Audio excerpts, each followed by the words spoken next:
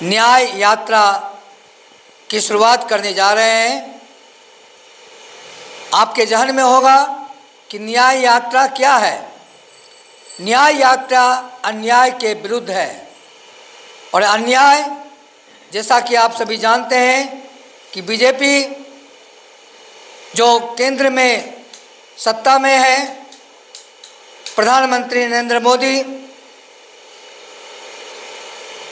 शासन में बने रहने के लिए, सत्ता में बने रहने के लिए ईडी, सीबीआई और जितने भी ये संगठन हैं, जितने भी संस्था हैं, उनका खुलेआम दुरुपयोग कर रही है। विपक्ष को आड़े हाथों लिए जा रहे हैं। निर्दोष नेताओं को, निर्दोष संगठन के लोगों को उसे ईडी भेजकर, सीबीआई भेजकर उन्हें तरह तरह के जो जाल में फंसाने की कोशिश कर रही है, जेल भेजने की तैयारी कर रही है और बदनाम करने की तैयारी कर रही है। तो इसी जो अन्याय का जो सिलसिला बीजेपी ने शुरू किया है, उसी अन्याय के विरुद्ध कांग्रेस पार्टी का नेतृत्व, जो हमारे कांग्रेस पार्टी का केंद्रीय नेतृत्व श्री मल्लिकार्जुन खड़गे कर रहे हैं और उनके नेतृत्व में राहुल गांधी जी देश में न्याय यात्रा के शुभारंभ 14 जनवरी से शुभारंभ करने जा रहे हैं। आप सभी से हमारा अनुरोध होगा कि वह जब भी आपको जिस भी राज्य में वो पदार्पण करें, यात्रा करें, हम उसमें अधिक से अधिक संख्या में भाग लेकर उस न्याय में हम लोग शामिल हों। तभी हमारा जो उद्देश्य है, जिस कार्यक्रम को लेकर राहुल गांधी जी चले हैं, हम उसमें सफलता प्राप्त कर सकें। इसी संदर्भ में हम कार्यक्रम को आगे बढ़ाते हुए हमारे बीच भाई संजय वर्मा जी, जो जिला उपाध्यक्ष हैं, उनका हार्दिक अभिनंदन है। हमारे बीच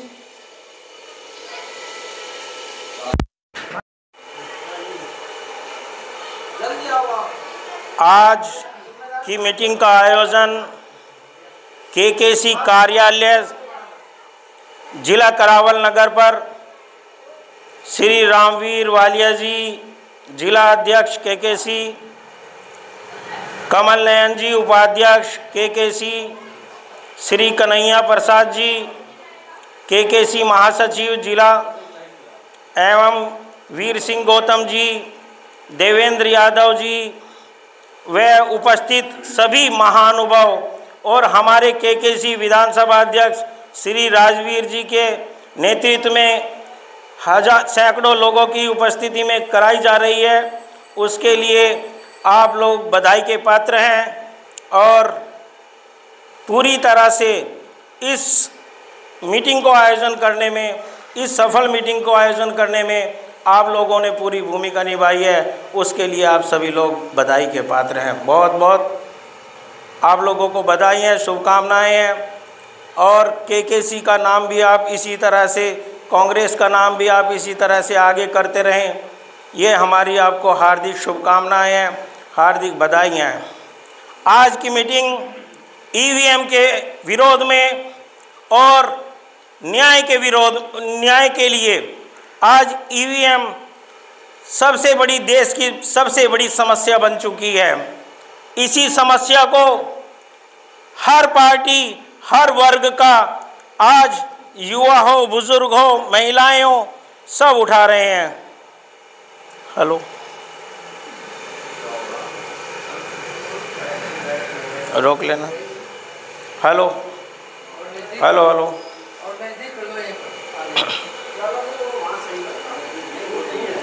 सड़क से लेकर संसद तक आज ईवीएम का विरोध हो रहा है ये विरोध क्यों हो रहा है, सभी राजनीतिक दल इसका विरोध क्यों कर रहे हैं? क्योंकि पिछले जितने भी चुनाव हुए हैं वो ईवीएम पर हुए हैं और ईवीएम के अनुसार कुछ लोगों का मानना है, अधिकतर लोगों का मानना है कि एक ही दल जो प्रक्रिया है चुनाव की उसमें एक ही दल पूरी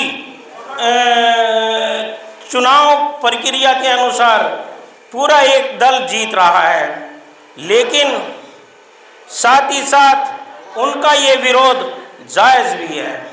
बाकी दल अपने को हनन महसूस कर रहे हैं, चाहे वो कांग्रेस हो, चाहे वो बसपा हो, चाहे सपा हो, चाहे वो राजदा हो, चाहे वो रालोद हो, जितने भी दल हैं वो अपने आप को ठगा महसूस कर रहे हैं।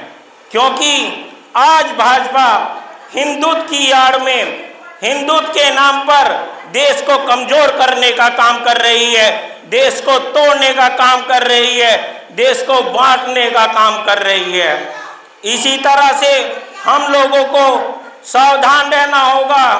अभी पीछे चुनाव हुए हैं, 4 राज्यों के चुनाव हुए हैं, चारों के चारों राज्यों में कांग्रेस भी काफ़ी हद तक दिख रही थी कि भाजपा से अधिक वोट परसेंटेज उसका आया भी है, लेकिन फिर भी वोट परसेंटेज अधिक होने के कारण भी हमने पाया कि भाजपा 3 राज्यों में अपनी सरकारें बना चुकी है, जबकि वोट परसेंटेज कांग्रेस का अधिक है। यदि उसको 10 लाख वोट कांग्रेस को अधिक मिले हैं चारों के चारों राज्यों में, लेकिन सरकार भाजपा की बन रही है। ये कैसे हो सकता है? पहले जब हमारी चुनाव की काउंटिंग हो रही थी तब हमने देखा चुनाव आयोग है उसके द्वारा जो वोटिंग खुल रही थी उसमें कांग्रेस जीत रही है, लेकिन धीरे धीरे बाकी 3 राज्यों के अंदर लगातार जो है भाजपा बढ़ रही है। लेकिन ये कैसे संभव हो सकता है कि पहले जो 4-5 घंटे हैं उसमें तो कांग्रेस बढ़ रही है, लेकिन जब बाद में कुछ मशीनें खुलती हैं, कुछ मुझे लगता है कि पूरी तरह से सेटिंग की गई है ईवीएम में, और बाद में जो है सरकारें भाजपा की बन जाती हैं। इसके विरोध में आज हम सभी लोग मिलकर श्री रामवीर वालिया जी के नेतृत्व में और श्री उदित राज जी के आह्वान पर, श्री विनोद पवार जी के आह्वान पर यहाँ पर विरोध प्रदर्शन के लिए अपनी उपस्थिति दर्ज करा रहे हैं। और इसका हमें पूरी तरह से विरोध करना भी चाहिए, क्योंकि पूरा देश अब की जनता ये मान चुकी है कि शायद ईवीएम की वजह से ये जितने भी चुनाव प्रक्रिया हो रही है वो गलत दिशा में जा रही है, गलत बटन दबाने से नहीं, गलत सेटिंग कराने से जा रही है। इसीलिए सभी को ईवीएम का विरोध करना भी चाहिए, और तभी जब हम ईवीएम का निष्पक्ष चुनाव करेंगे तभी हमारा लोकतंत्र और संविधान तभी बचाया जा सकता है, उनकी मर्यादाओं का पालन किया जा सकता है, और देश की जो नागरिकता है उसका भी जो है समाधान किया जा सकता है। इसलिए बहुत बहुत शुक्रिया। ईवीएम के विरोध में अपनी उपस्थिति श्री कमल नयन जी जो हमारे केकेसी के विधानसभा वो जिला उपाध्यक्ष हैं, वो आए और अपनी बात रखें। धन्यवाद।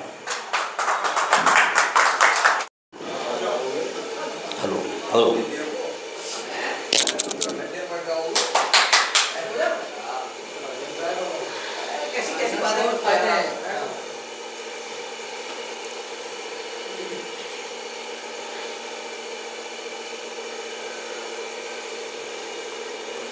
केकेसी के और हमारे मुख्य कांग्रेस के आए हुए सभी सदस्य का मैं हार्दिक अभिनंदन करता हूं। श्री रामवीर बालिया जी अध्यक्ष, जिला अध्यक्ष केकेसी, और राजवीर सिंह करावल नगर विधानसभा अध्यक्ष, और गायकवाड़ जी, संजय वर्मा जी, और कन्हैयालाल जी, सलाउद्दीन जी, और मंसूरी भाई, वीर सिंह गौतम, अनिकेत एवं सभी के नाम तो मुझे याद नहीं है, लेकिन मैं सभी का अनुरोध करूंगा और सबका अभिनंदन करता हूं। हम आज क्यों खड़े हुए हैं यहाँ पर? हमारा एक नारा है कि ईवीएम हटाओ, इलेक्शन तभी होगा। क्यों इलेक्शन तभी होगा? आपको मैं आज टेक्निकल चीज़ें बता रहा हूँ, जिसको आपको बहुत ध्यान से सुनना है कि क्यों कैसे सेटिंग होती है। आप लोग सोचोगे कि मैं ऐसे ही बता रहा हूँ, लेकिन मैं टेक्निकल इंजीनियर हूँ और सॉफ्टवेयर का ज्ञाता भी हूँ। मैं कंप्यूटर का अच्छा ज्ञान है मुझे, किसी कारणवश मैं अब काम नहीं करता हूँ क्योंकि मेमोरी वीक हो गई है। मैं आपको बताता हूँ किस प्रकार से हैक कर सकते हैं आप एक मोबाइल लीजिए और मोबाइल के अंदर जिस प्रकार से आप अलार्म भरते हैं, अलार्म प्रतिदिन का भरेंगे तो प्रतिदिन बजेगा, और अलार्म हफ्ते में एक बार बजाना है तो एक बार बजेगा। इसी प्रकार से हम ईवीएम को भी हैक कर सकते हैं। ये एक सॉफ्टवेयर का कमाल है। अब ये सॉफ्टवेयर किस तरह से डिजाइन कर सकते हैं ये उनके ऊपर है, जिस कंपनी ने बनाया है, क्योंकि हमारा जो इलेक्शन कमीशन है वो ईवीएम को कभी भी खोलने नहीं देता, देखने नहीं देता। इस प्रकार से हम किसी को हम ज्ञात नहीं कर सकते कि इसमें क्या कर रहे हैं। अब आता हूँ मैं दूसरी चीज़ों पर कि हम कांग्रेस ईवीएम के खिलाफ क्यों, न्याय के खिलाफ प्रदर्शन कर रही है। हमारी पार्टी नहीं, बाकी सभी पार्टियां जो 28-29 पार्टियां सभी इसका विरोध कर रही है, लेकिन बीजेपी इसको कभी भी हटाना नहीं चाहती, क्योंकि इसी वजह से ही वो इलेक्शन जीतना चाहती है। अब उन्हें कोई संविधान में विधेयक पास करना है तो विधेयक पास करने के लिए वो क्या काम करते हैं, सांसदों को सस्पेंड कर देते हैं। अब सस्पेंड कर दिया, 2/3 बहुमत उनका अपने आप हो जाता है।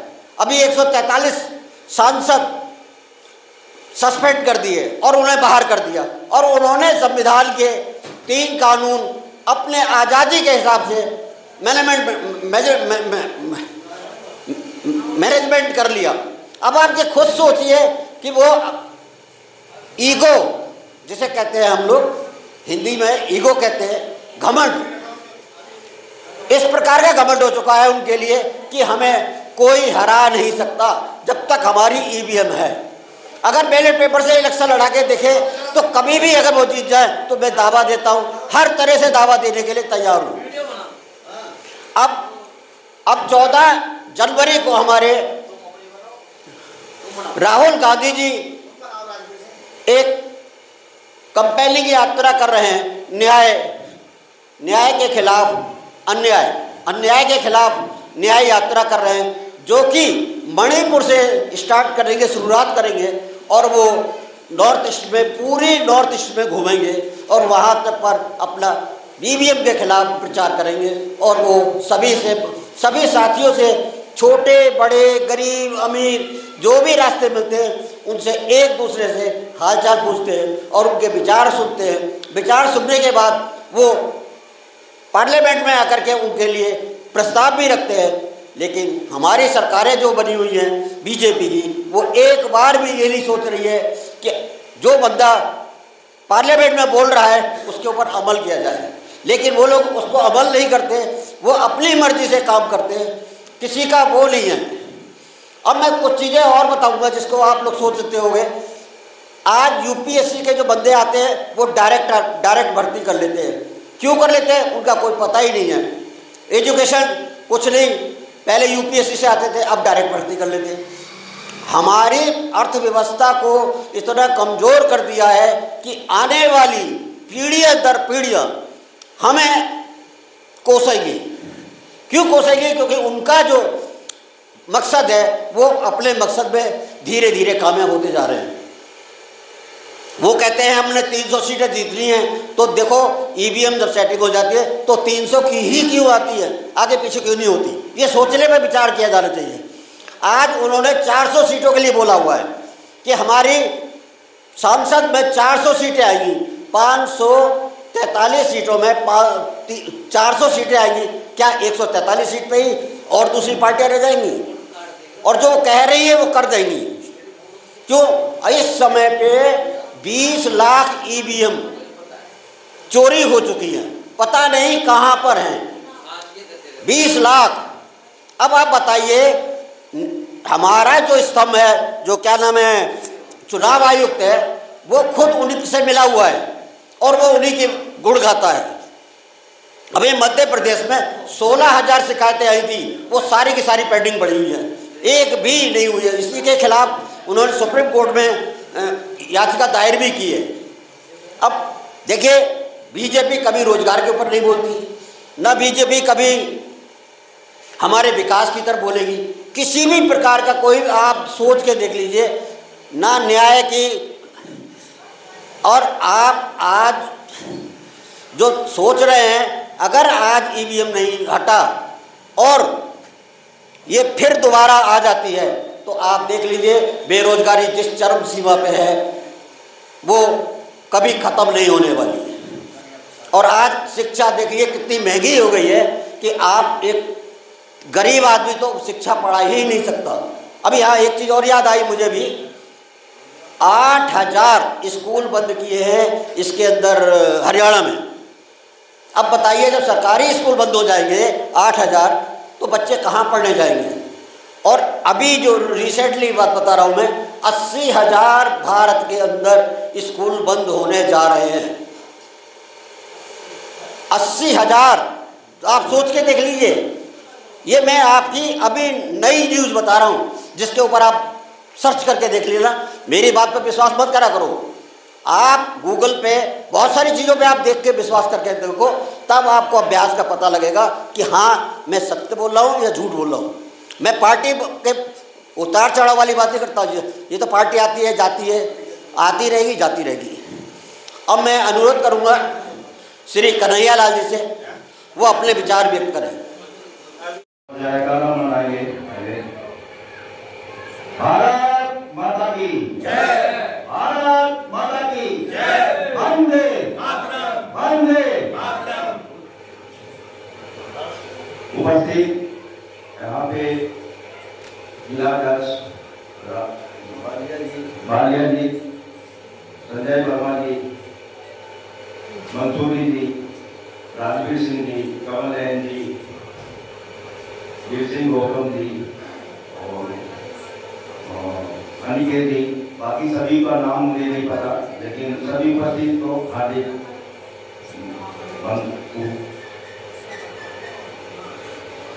शुभकामनाएं और बधाई।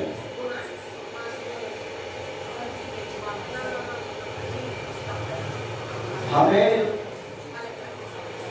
ये जो मीटिंग कर रहे हैं, इस मीटिंग करने के बाद इस निर्णय पे पहुंचे कि जो पे चर्चा कर रहे हैं, जिस पे चर्चा करें उस पे काम करें। हम लोग क्या यहाँ पर चर्चा करते हैं, गेट से बाहर निकलने के बाद भूल जाते हैं, इसके बाद कोई याद नहीं रहती है कि हम लोग क्या करना है।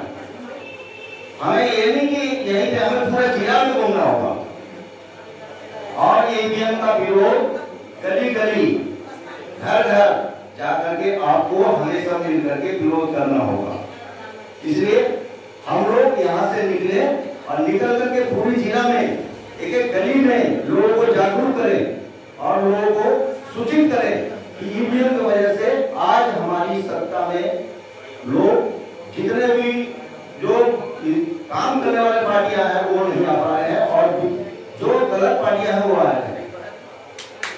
ठीक है ना? तो हम लोग अगर काम करना है तो डोर टू डोर और जमीन पे उतरना होगा, समझे? और जमीन पे अगर नहीं उतरेंगे तो यहाँ पे बैठ करके सिर्फ चर्चा करने से कोई फायदा नहीं। ठीक है? हाँ, तो आप लोग से हाथ जोड़ करके विनती है कि आप लोग निकले और सभी पदाधिकारी से निवेदन है कि आप लोग सब मिल करके और ईवीएम हटाए देश बचाए, एक पोस्टर भी बनाए, ईवीएम हटाओ देश बचाओ। तो अगर हम लोग इस तरह से और एक पंपलेट बना करके डोर टू डोर कैंपेन कर करके लोगों को सूचित करें और जागरूक करें, और इसके आगे मैं आप लोग से विनती करता हूँ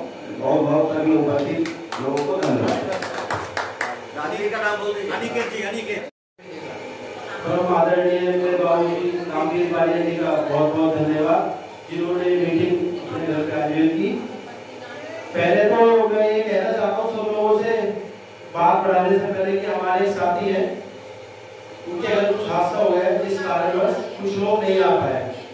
हम लोगों को भी मीटिंग नहीं करनी थी, लेकिन लोग आ गए हैं तो इसलिए मीटिंग हमने आगे बढ़ाई है। तो पहले हमारे साथी के घर में कुछ प्रॉब्लम हो गई है, हम सब लोगों ने आपस में बात की है। इस मीटिंग से फ्री होने के बाद उनके घर पे जाएंगे, उनके हाल चाल लेंगे, क्या रहा कैसे। तो परम आदरणीय मेरे पिता तुल्य मेरे बाबूजी श्री रामवीर वालिया जी, मैं उनका बहुत बहुत धन्यवाद करना चाहता हूँ, जो कांग्रेस को मजबूत कर रहे हैं और हमको मजबूत कर रहे हैं सबसे पहले तो।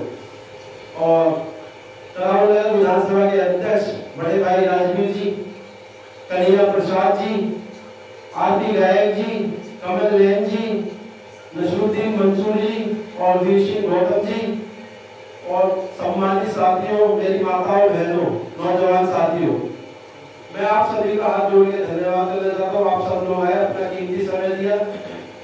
देखिए, बताने के लिए तो कुछ है नहीं, मेरे से बड़े सीनियर लोगों ने आपको सब कुछ बता ही दिया है। कमी कहाँ है? कमी कहीं ना कहीं हम लोगों में भी है, जैसा कन्हैया जी ने कहा। हम यहाँ तो बात कर लेते हैं, धरातल पर उस बात को रखते नहीं जाते। तो जो भी मनमुटाव है आपस में, उसको साइड रख के हम लोगों को राहुल गांधी जी की तरह भारत जोड़ो यात्रा, भारत न्याय यात्रा जो निकालने, उनका एक और नारा था, हाथ से हाथ मिलाओ। तो हम लोग कहीं ना कहीं अपना हाथ को छोड़ रहे एक दूसरे का। तो आपसे आज इस मीटिंग से हम लोग सब लोग एक दूसरे का हाथ से हाथ पकड़ के कांग्रेस को मजबूत करेंगे, घर घर तक कांग्रेस को ले जाएंगे।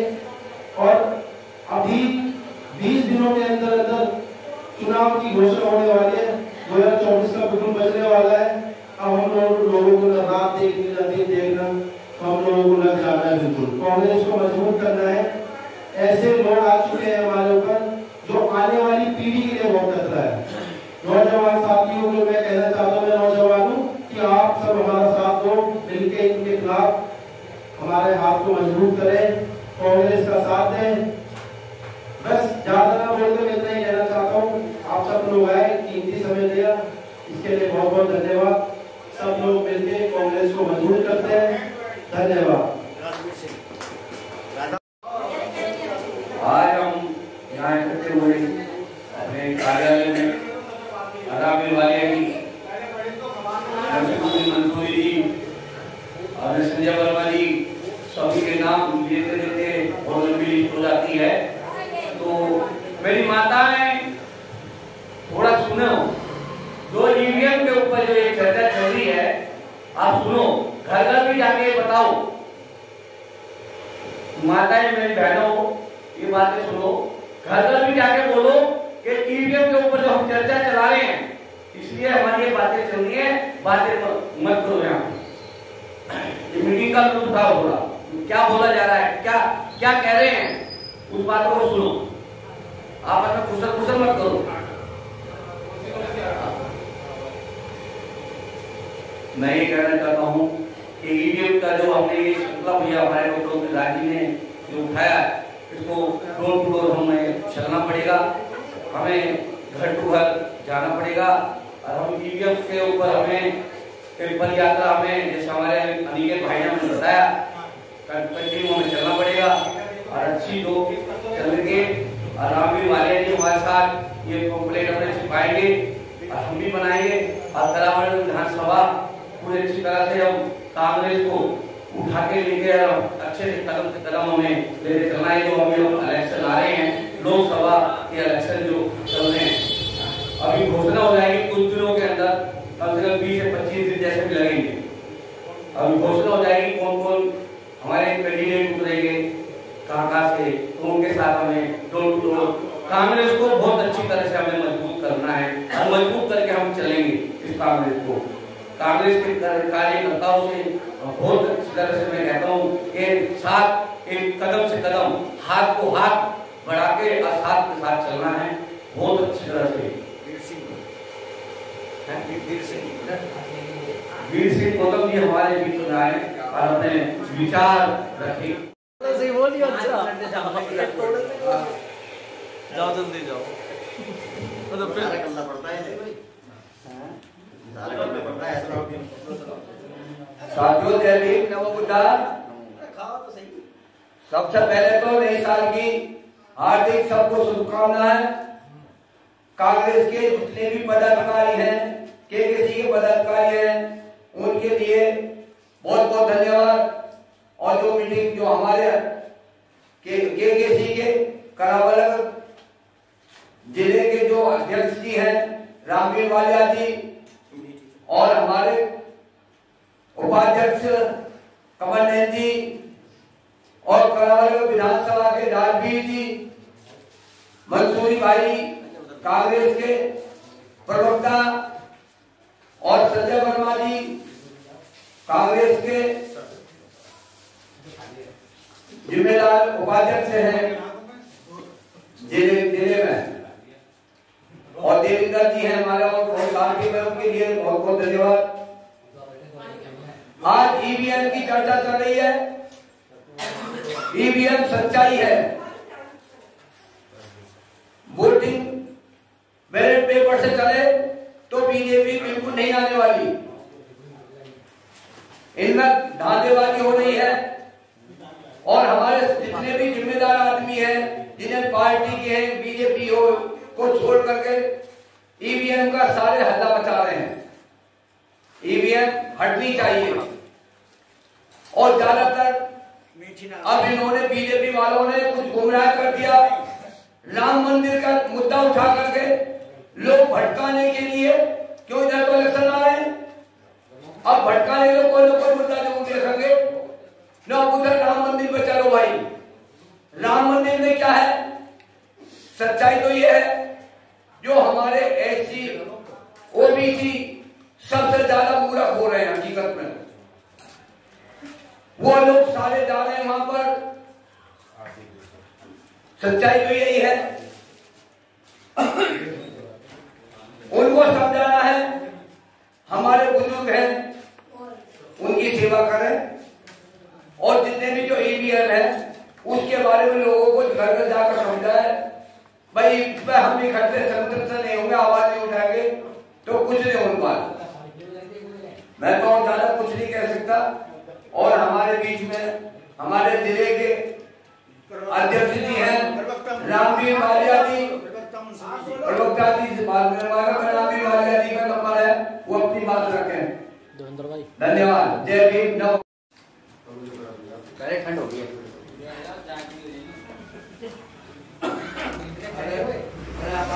आदरणीय सभी मानवा, हमारे गाय साहब जी, राजवीर सिंह जी विधानसभा के, हमारे जिले के महामंत्री श्रीमान कन्हैया प्रसाद जी, जिले के उपाध्यक्ष हमारे कमल नैन जी, सचिव हमारे वीरेंद्र गौतम जी, जिले के मैन के प्रवक्ता मंसूरी साहब जी, वह हमारे वर्मा जी, संजय वर्मा जी, उपाध्यक्ष जिले के भाई सलाउद्दीन जी, और जितने भी हमारे भाई सब पीछे बैठे हुए हैं, भाई अनिकेत जी। साथियों, आज जो आपको इकट्ठा किया गया है बड़ा ही गंभीर विषय है। हमको सोचना होगा कि हमारे साथ चीटिंग होती है, हमारे साथ बेईमानी होती है। जैसा कि हाल में अभी 5 राज्यों में चुनाव हुए, माहौल आप देख रहे थे। मध्य प्रदेश में, छत्तीसगढ़ में, राजस्थान में शाह की और मोदी के यहाँ कुर्सी भी खाली रह जाती थी, पब्लिक नहीं आ रही थी, और राहुल जी जिधर निकल जाते थे जन सैलाब उमड़ रहा था। सारी मीडिया, यानी कोई भी मीडिया भी कहने लगी थी कि अब के कांग्रेस आएगी। लेकिन प्यारे बहनों और भाइयों, ये क्या हुआ, जो डाक पत्र थे उनके द्वारा जब तक चलते रहे हमारी जीत होती रही। जैसे ही ईवीएम खुली, किसी में 10 हमारी आ रही है तो उनकी 11 आ रही हैं, 10 हमारी आ रही है तो उनकी 12 आ रही हैं। इसी तरह से ये तमाशा चलता रहा और बहुत बड़े बहुमत से ईवीएम की मेहरबानी से बीजेपी 3 राज्यों में दोबारा आ रही।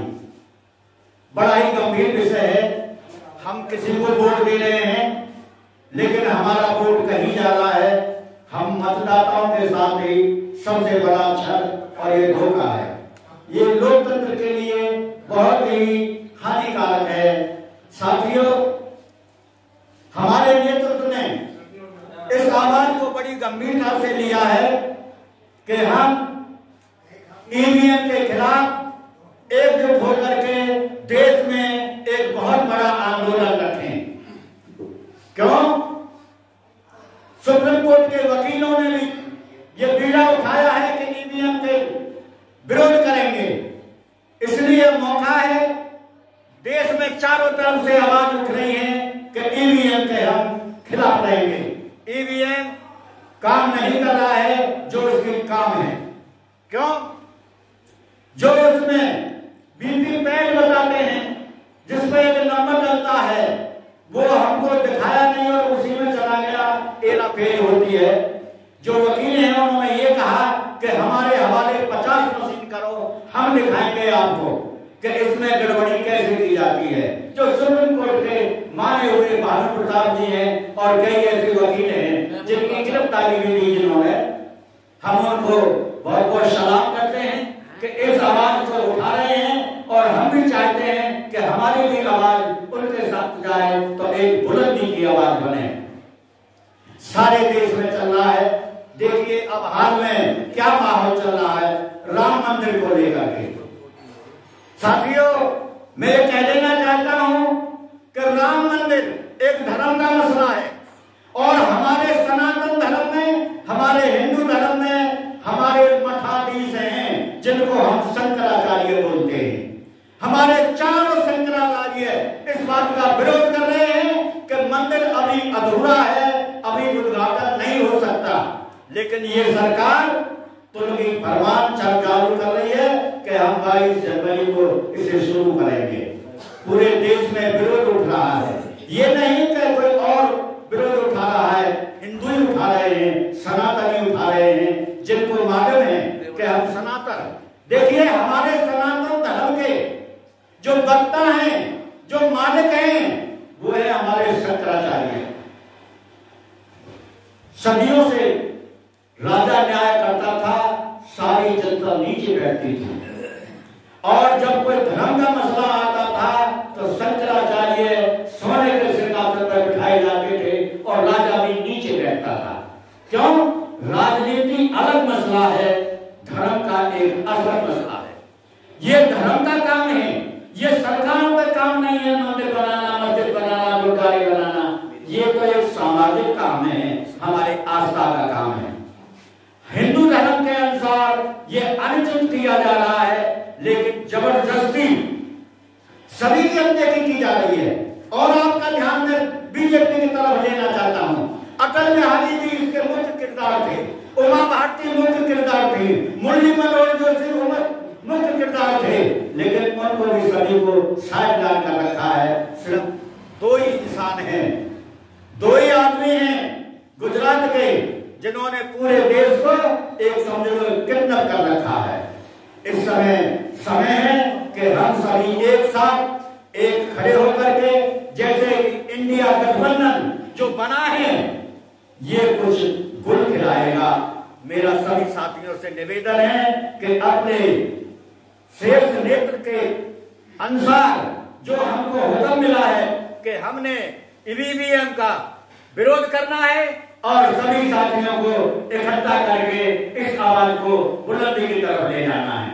साथियों, एक नया और यूपी में हुआ। एक ताहिर सिंह, दूसरा ओम प्रकाश तिवारी, 2 लड़के और तीसरे थे प्रकाश मिश्रा जी जो कि एनजीओ चलाते हैं, गौ रक्षक बनते हैं, जिनकी पहुंच मुख्यमंत्री तक है, प्रधानमंत्री तक है, गृह मंत्री तक है, उन्होंने एक षड्यंत्र रचा।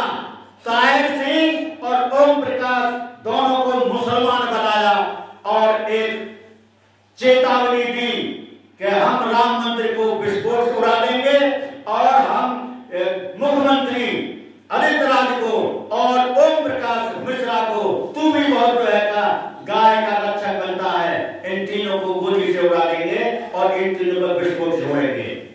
पकड़े गए, दोनों ही पकड़े गए और दोनों ही हिंदू निकले और दोनों ही बीजेपी के कार्यकर्ता निकले। साथियों, ऐसे षड्यंत्र किए जा रहे हैं जो कि आप जानते हैं मलिक साहब जो कि जम्मू कश्मीर के राज्यपाल रहे, अब रिटायर हैं, उन्होंने कहा है कि देश में कोई ना कोई बड़ा मामला करना चाहेंगे जिससे कि रुख अपनी तरफ करें। साथियों, आप जानते हैं ये सिर्फ धर्म को लेकर चल रहे हैं, ये राजनीति को नहीं, ये देश को लेकर नहीं चल रहे, ये सिर्फ धर्म की आड़ में सीट पर बना रहना चाहते हैं।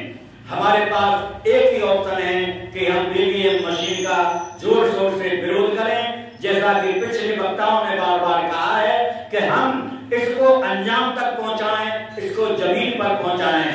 साथियों, ये नुक्कड़ सभा पूरी दिल्ली के अंदर हो रही है, पूरे हिंदुस्तान के अंदर हो रही है और हम कांग्रेस पार्टी का हाथ मजबूत करेंगे, सभी मिलकर के ईवीएम का हम विरोध करेंगे।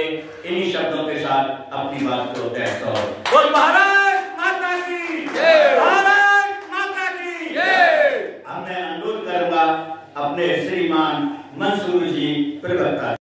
सबसे पहले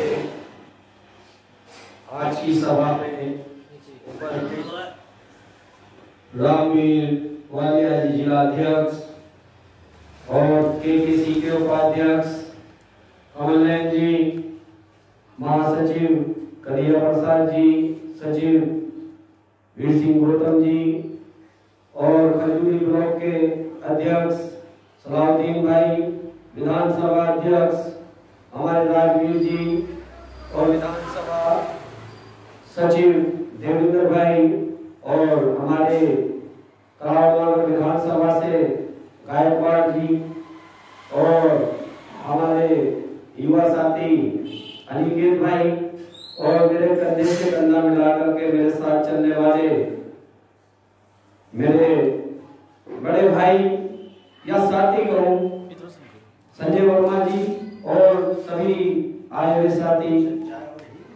साथियों, आज हम जिस विषय पे बात कर रहे हैं ये बहुत गंभीर विषय है, क्योंकि हमने देखा सन 2014 के अंदर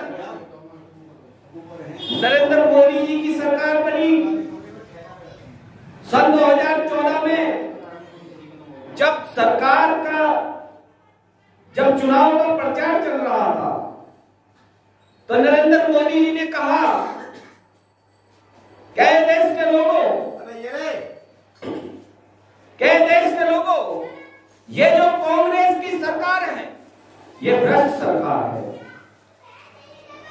देश के अंदर एक ऐसी सरकार आनी चाहिए जो देश की तरक्की की बात करे, देश की मजबूती की बात करे, देश की सरहदों को मजबूत करने का काम करे। लोगों ने सोचा कि वाकई में हो सकता है कि कांग्रेस सरकार कहीं ना कहीं भ्रष्टाचार कर रही है, देश में विकल्प आना चाहिए। तो नरेंद्र मोदी जी की सरकार को देश के लोगों ने चुना, लेकिन चुनने के बाद नरेंद्र मोदी जी क्या काम करते हैं? सबसे पहले देश के मुसलमानों को धरने पर बिठाते हैं। ये किसकी वजह से हुआ साथियों? ये देश की जनता की वजह से नहीं हुआ। ये अगर किसी की वजह से हुआ तो वो उस ईवीएम की वजह से हुआ। देश का मुसलमान धरने पर बैठ गया, कई साल उसने धरने पर गुजार दिया और ये अहंकारी सरकार किसी की बात सुनने को तैयार नहीं। उसके बाद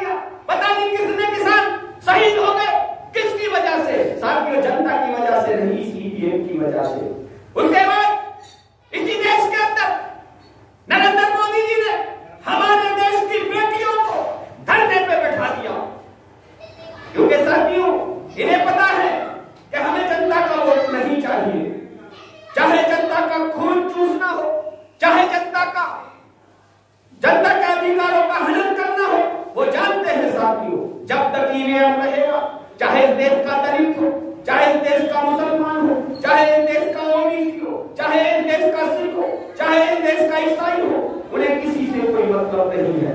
मैं पूछना चाहता हूं अपने देश के लोगों से, मैं पूछना चाहता हूं अपने देश के उन नौजवानों से, मैं पूछना चाहता हूं अपने देश के उन बुजुर्गों से, क्या हमें देश के अंदर जब हम वोट करते हैं तो क्या हमें अपने वोट का अधिकार जानने का अधिकार नहीं है कि किसको हमने वोट दिया, कौन सी पार्टी को हमने वोट दिया, कौन से कैंडिडेट को हमने वोट दिया, कौन से निशान को हमने वोट दिया? हमें जानना चाहिए, हमारा अधिकार है। बाबा साहब भीमराव अम्बेडकर ने 5 साल में केवल हमें यही एक अधिकार दिया है, वोट डालने का अधिकार दिया है। बाबा साहब ने इसी अधिकार के लिए अपने बच्चों को दांव पे लगा दिया। बाबा साहब ने इसी अधिकार के लिए अपनी जिंदगी बर्बाद कर दी, लेकिन इस देश के नौजवान, इस देश के बुजुर्ग, इस देश की महिला, इस देश की बेटी के लिए ये वोट डालने का अधिकार देने का काम किया। क्या हमें सोचना नहीं चाहिए कि हमारे बुजुर्गों ने इस देश को आजाद कराने के लिए, क्या हमें सोचना नहीं चाहिए कि हमारी बेटियों ने इस देश को आजाद कराने के लिए, क्या हमें सोचना नहीं चाहिए कि हमारी बहनों ने इस देश को आजाद कराने के लिए अपने भाई, अपने बेटों का बलिदान दिया है, उनकी कुर्बानियां हमें सोचना चाहिए। क्या धर्म, क्या जाति, क्या हमें धर्म में उलझाने का काम किया जा रहा है? मैं पूछना चाहता हूं अपने और हिंदू भाइयों से, क्या इस नसरुद्दीन मंसूरी का खून, क्या इस देश का खून नहीं है? मैं पूछना चाहता हूं अपने और हिंदू भाइयों से, आज बहुत जिधर देखो उधर नफरत की हवा चल रही है, जिधर देखो वहां भगवान राम की बात होती है, कहीं अल्लाह की बात होती है। मैं कहना चाहता हूं अपने भारत के उन लोगों से, भारत के लोगों, अभी वक्त है, याद रखना, भगवान राम भी इसी देश में रहेंगे, मुसलमान भी इसी देश में रहेगा, दलित भी इसी देश में रहेगा, सिख भी इसी देश में रहेगा, ईसाई भी इसी देश में रहेगा, लेकिन अगर कोई नहीं रहेगा तो वो नफरत नहीं रहेगी। हमारे राहुल गांधी ने वो बात साथियों, ये वोट बहुत कीमती वोट है। इस वोट को बचाने के लिए, इस वोट की हिफाजत करने के लिए हमें घरों से निकलना होगा। बात ईवीएम की नहीं है, बात यह आती है कि वोट हम किसी पार्टी को देना चाहते हैं, लेकिन वोट हमारी चोरी छुपे कहीं और पहुंच जाती है। यह हमें सोचने का विषय है, गंभीर विषय है। आज लोग कहते हैं कि जो राम को लाए हैं हम उनको लाएंगे। मैं नहीं कहना चाहता साथियों, यह मुद्दा धर्म का मुद्दा है, यह मुद्दा आस्था का मुद्दा है, लेकिन मैं कहना चाहता हूं उन मुसलमान भाइयों से जो लोग कहते हैं कि कांग्रेस ने मुसलमानों का नुकसान किया, जो लोग कहते हैं कि भाजपा ने हिंदुओं का फायदा किया, तो याद रखना साथियों, बाबा साहब ने जिस टाइम संविधान बनाया था और संविधान में बाबा साहब ने सबसे पहले ये कहा था, ऐ भारत के लोगों, धर्म को एक साइड रख करके राजनीति में आना, धर्म को राजनीति में मत आने देना। जिस दिन धर्म राजनीति में आ गया उस दिन इस देश की बेटियां चौराहे पर नंगी होकर के घुमाई जाएंगी। बाबा साहब ने कहा था, जिस दिन धर्म राजनीति में आ गया उस दिन इस देश के नौजवान को सड़कों पर गोलियों से मार दिया जाएगा। बाबा साहब ने कहा था, जिस दिन धर्म राजनीति में आ गया तो तुम्हारी बेटियों की हिफाजत करने के लिए फिर कोई नेता, कोई बेटा नहीं आएगा साथियों। इसलिए मैं कहना चाहता हूं, ऐ भारत के हिंदुओं, मैं कहना चाहता हूं, ऐ भारत के मुसलमानों, मैं कहना चाहता हूं, ऐ भारत के ईसाइयों, मैं कहना चाहता हूं, ऐ भारत के दलितों, राजनीति में धर्म को बिल्कुल न आने देना, धर्म को धर्म के जगह रहने देना, धर्म एक आस्था का विषय है साथियों। क्योंकि साथियों मैं कहना चाहता हूं, जितना भगवान राम को आरएसएस के लोग मानते हैं, जितना भगवान राम को बजरंग दल के लोग मानते हैं, जितना भगवान राम को विश्व हिंदू परिषद के लोग मानते हैं, जितना भगवान राम को भाजपा के लोग मानते हैं, मैं खुले मंच से कहना चाहता हूं, भारत का ये मुसलमान नसरुद्दीन मंसूरी उनसे कहीं आत्मसम्मान का है। हमारे बुजुर्गों ने सिखाया, हमारे उलमाओं ने सिखाया, बाबा साहब ने सिखाया, ऋषि मुनियों ने सिखाया कि जितना आप अपने धर्म का आदर और सम्मान करते हो उससे कहीं ज्यादा दूसरे के धर्म का आदर और सम्मान करना साथियों, यह हमारी धार्मिकता है, यह हमारा देश है, यह हमारी सभ्यता है। आज हमारी सभ्यता को तोड़ा जा रहा है, आज हमें धर्म के नाम पर बांटा जा रहा है, आज हमें दूसरी दिशाओं में लेकर जाया जा रहा है। ये देश कुरान से नहीं चलेगा, ये देश गीता से नहीं चलेगा, ये देश बाइबल से नहीं चलेगा, ये देश किसी धार्मिक किताब से नहीं चलेगा। ये देश चलेगा तो संविधान से चलेगा साथियों। अगर संविधान जिंदा है तो याद रखना इस देश का हर एक नागरिक जिंदा है, अगर संविधान मर गया तो इस देश का एक नागरिक मर गया साथियों। याद रखना 2024 के अंदर संविधान को, ईवीएम को नहीं, ईवीएम का लोग को जो करना है। याद रखना सन 2024 के अंदर हमें संविधान को भी बचाना है साथी। ऐसी कौन सी ताकत माननीय नरेंद्र मोदी जी के पास है जो किसी की बात नहीं सुनते? कभी देश का किसान धरने पर बैठता है, कभी देश का जवान धरने पर बैठता है, कभी देश का डॉक्टर धरने पर बैठता है, कभी तो देश के जो है मुसलमान धरने पर बैठते हैं, कभी देश का दलित धरने पर बैठता है, कभी देश का सिख धरने पर बैठता है। ऐसी कौन सी ताकत है नरेंद्र मोदी जी के पास जो किसी की बात सुनने को तैयार नहीं है? साथियों याद रखना, वक्त आ गया है अपनी ताकत बताने का। यह समय किसी हिंदू, किसी मुस्लिम, किसी सिख की बात करने का नहीं है, यह समय दलितों की बात करने का नहीं है। अरे जातियां तो जब बचेंगी साथियों जब देश बचेगा, धर्म तो जब बचेगा साथियों जब देश बचेगा। जब देश ही नहीं होगा तो तुम्हारा धर्म क्या है, तुम्हारी जातियां क्या है, तुम इंसान हो या जानवर, उससे कोई लेना देना नहीं है। पता जब चलेगा जब तुम्हारा देश बचेगा साथी। ये कितना पढ़े लिखे लोग हैं, ऐसे लोग अनपढ़ लोगों को हमने राजनीति में गलती पर सिखा दिया, जिन्हें कानून बनाने की तमीज नहीं, जिन्हें यह पता नहीं कि किस कानून से किसका फायदा होता है। आज बेचारे वो लोगों के मुंह में निवाला भेजने वाले ट्रक ड्राइवर आज वो धरने पर बैठे हैं। ये इतना तक नहीं जानते कि हम क्या कानून बना रहे हैं। सोचना चाहिए कि 10 लाख रुपए 7 साल की सजा अगर एक्सीडेंट करके भागा तो। और मैं कहना चाहता हूं नरेंद्र मोदी जी, मैं कहना चाहता हूं अमित शाह जी, अगर आपकी मां ने दूध पिया है तो आप आइए और ट्रक चला करके एक्सीडेंट करके दिखाइए और फिर उसको अस्पताल पहुंचा करके दिखाइए, जब आपको पता चलेगा। क्योंकि साथियों हमने देखा है इसी हिंदुस्तान के अंदर, हमने देखा है अगर किसी ड्राइवर से एक्सीडेंट हो जाता है और वो ड्राइवर पब्लिक के हाथ लग जाता है तो वो पब्लिक उसे मारने का काम करती है, उसे बचाने का काम नहीं करती। वो पब्लिक उसको जान से मारती है। मैं कहना चाहता हूं नरेंद्र मोदी जी आपसे, मैं कहना चाहता हूं अमित शाह जी आपसे, मैं कहना चाहता हूं इस देश के कानून मंत्री से कि अगर कोई ड्राइवर मारा जाता है तो उसकी एफआईआर किस पे होगी? उसकी एफआईआर इस देश के रक्षा मंत्री पे होनी चाहिए क्योंकि कानून इन्होंने बनाया है। उसकी एफआईआर देश के प्रधानमंत्री पे होनी चाहिए क्योंकि कानून इन्होंने बनाया है। अगर एक ड्राइवर पब्लिक के हाथों मारा जाता है तो उसकी एफआईआर किस पे होगी?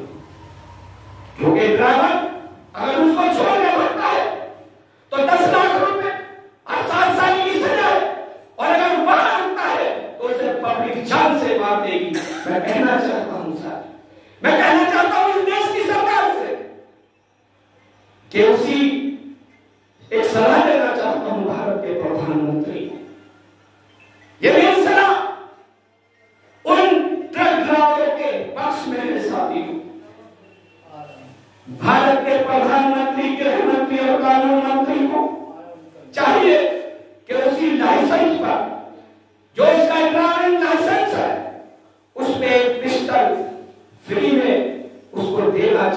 ताकि वो अपनी आत्मरक्षा कर सके। तब तो उस मरीज को सेक्सी टाइप वाले को अस्पताल पहुंचा सकता है साथियों, जब उसकी बाजू में जो है पिस्टल लगा होगा। और अगर उसको लाइसेंस से पिस्टल नहीं दिया तो मैं समझता हूं आधे से ज्यादा ड्राइवर मौत की नींद सो जाएंगे और उन्हें बचाने वाला कोई नहीं होगा सर।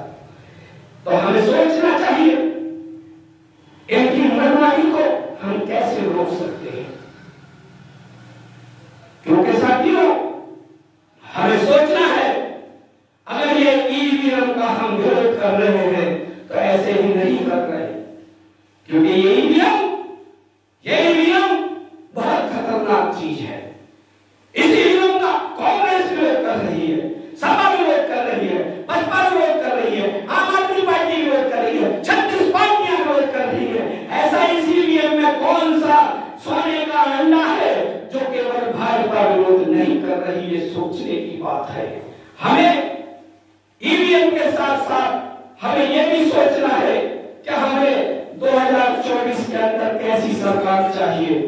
नरेंद्र मोदी जी बड़े घमंड के साथ कहते थे लाल किले से, उससे पहले लाल किले से पहले जब हमारे माननीय प्रधानमंत्री मनमोहन सिंह जी थे तो बड़े घमंड के साथ कहते थे कि रुपया बहुत पतला होता जा रहा है। मैं पूछना चाहता हूं भारत के प्रधानमंत्री जी से, आज रुपये को कौन सा गम सता गया या कौन सा लकवा मार गया जो रुपया बार बार नीचे गिरता जा रहा है, नीचे गिरता जा रहा है? प्रधानमंत्री जी आपको सोचना चाहिए, यह रुपया आपका रुपया नहीं है, यह रुपया उस मजदूर का रुपया है, यह रिक्शा चलाने वाले का रुपया है, यह बेलदारी करने वाले का रुपया है। इस रुपये को जो लूटने का काम कर रहे हो, याद रखना 2024 के अंदर ये जनता तुम्हें सही दिशा में वोट करके इसका जवाब देने का काम करेगी। बहुत बहुत धन्यवाद, बहुत बहुत शुक्रिया जो आप लोगों ने बोलने का मौका दिया। जय हिंद, जय भारत। और साथियों मैं आप लोगों से भी एक बात कहना चाहता हूं, यह जिम्मेदारी राहुल गांधी की जिम्मेदारी नहीं है, यह जिम्मेदारी रामवीर सिंह भाटिया की जिम्मेदारी नहीं है, यह जिम्मेदारी भारत के एक नागरिक की जिम्मेदारी है। कांग्रेस को लाना, अपनी बेटियों को बचाना, क्योंकि साथियों अभी हमने उत्तर प्रदेश का एक सीन देखा। उत्तर प्रदेश में 3 लड़के एक लड़की का बलात्कार कर देते हैं और वो लड़के मुख्यमंत्री के पास खड़े हैं, गृह मंत्री के पास खड़े हैं, प्रधानमंत्री के पास खड़े हैं।